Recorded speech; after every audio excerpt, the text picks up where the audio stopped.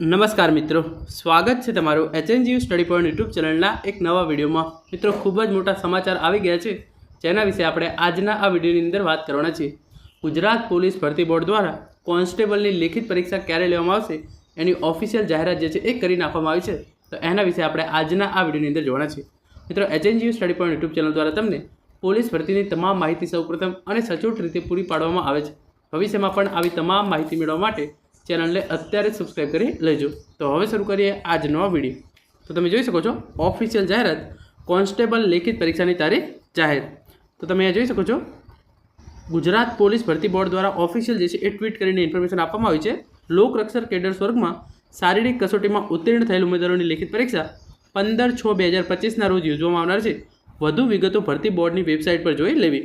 તો કોન્સ્ટેબલની જે છે એ લેખિત પરીક્ષા 15/6/2025ના રોજ લેવામાં આવી શકે છે એ ગુજરાત પોલીસ ભરતી બોર્ડ દ્વારા ઓફિશિયલ જાહેરાત જે છે એ કરી નાખવામાં આવી છે।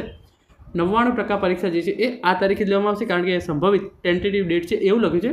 તો 15/6/2025ના રોજ લોકરક્ષકની જે લેખિત પરીક્ષા છે એ લેવામાં આવશે એમ માનીને તમારે તૈયારી જે છે એ કરવાની છે।